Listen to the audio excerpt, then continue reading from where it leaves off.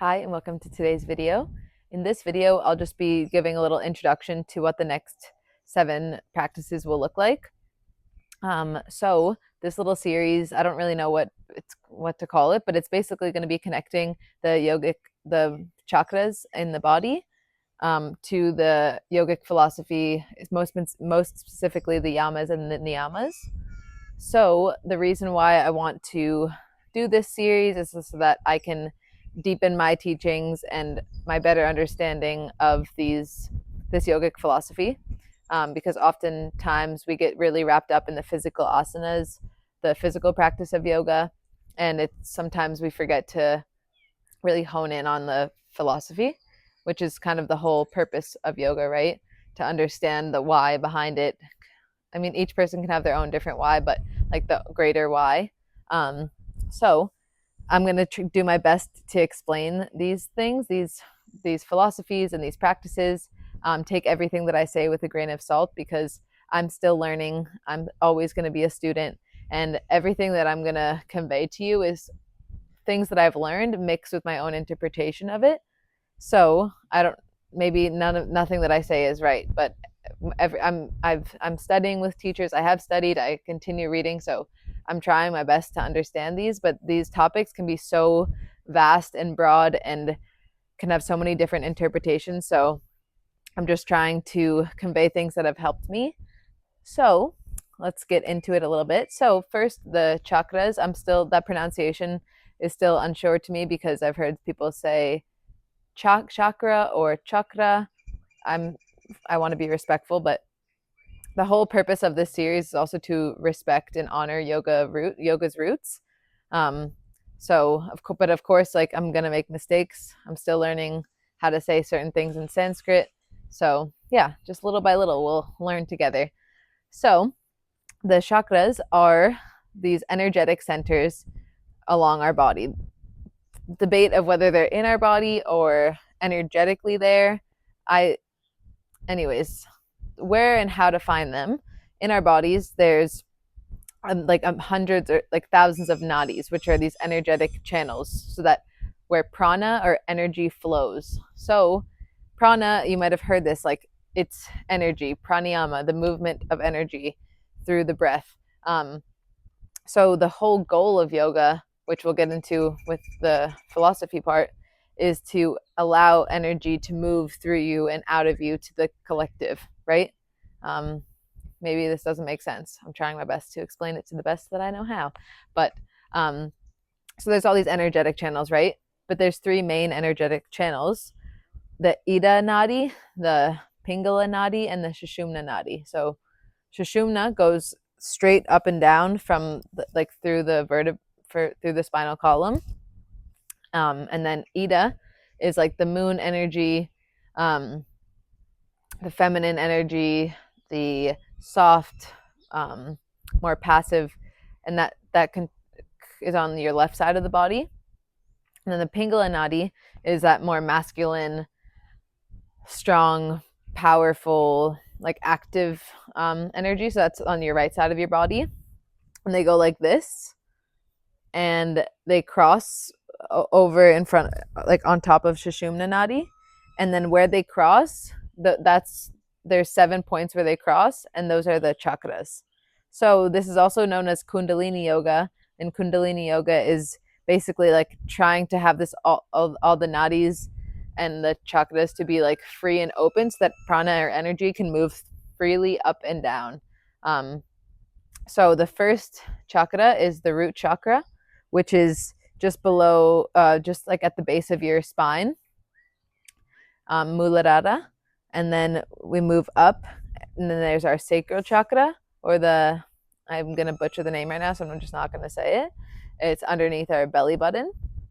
And then move up to above our belly button. That's our Manipura, or solar plexus. And then move up into our heart center, Anahata chakra. That's our heart chakra. And then move up into our throat, and that's Vishuddha. Messed up the name probably. I'm still working on it. Our throat chakra. And then we have our third eye, or Ajna chakra, And then we have the crown chakra, or the Sahasrara. So those are the 7 energy centers. So I think that they are fully physical as well as energetic, because like there's a place for them. Anyways, we'll go through the meaning of each and the why and all of its elements in each video. It won't be as much talking. I guess there will be, but more also with breath and movement. This is just to like lay down the learnings, I guess. My learnings. I don't know if that even makes sense. So each chakra is associated with properties, like the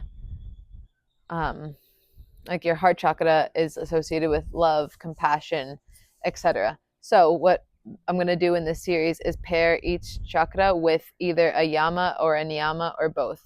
So moving on to that, the yamas and the niyamas are the first 2 limbs of the 8-limb path of yoga, or also known as Ashtanga yoga.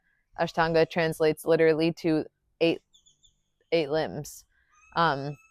So Patanjali, who's this sage, yogic sage, he came up with the Yoga Sutras, and he explains like the path, the 8-limb path is how you reach samadhi or bliss, and that's like the goal of to connect to yourself, to the oneness of all. So yoga, right, is the journey of the self to the self through the self. So not just yourself, but this collective self, the oneness, the connectedness of everything and everyone.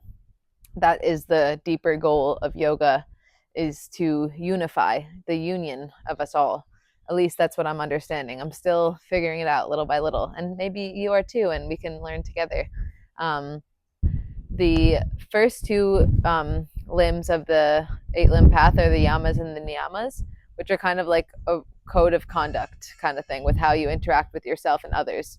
And then there's asana, physical practice, which is funny because you would think that would be the first, the way that people do yoga these days, right? And then there's pranayama, and then there's a few more steps like meditation, removal of your senses, or concentration, removal of your senses, and then connect. And then I haven't gotten there yet, still figuring it out. So the yamas and then the yamas, there's ahimsa, which is non-harming, satya, which is truthfulness, like not lying, so speaking your truth, asteya, non-stealing, brahmacharya, which is like the celibacy, or more like correct use of energy, and then aparigraha, which is non-attachment.